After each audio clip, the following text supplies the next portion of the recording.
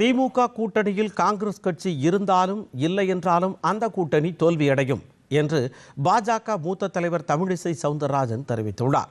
சென்னை ஆழ்வார்பேட்டையில் புவிசார் அரசியலும் உலக வர்த்தகமும் என்ற தலைப்பில் கருத்தரங்கம் நடைபெற்றது.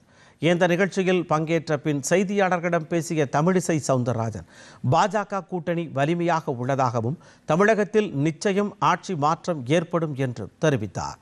தேமுதிகவை விமர்சனம் செய்த ராஜ கண்ணப்பனுக்கு பதிலளித்த தமிழிசை திமுகவிற்கு ஒரே ஒரு சட்டமன்ற உறுப்பினர் இருந்த காலமும் உண்டு என்று குறிப்பிட்டார். டிஎன்பிஎஸ்சி தேர்வை கூட முறையாக நடத்த முடியாத சூப்பர் இன்ஜின் அரசாக திமுக உள்ளது என்று தமிழிசை சவுந்தரராஜன் விமர்சித்தார்.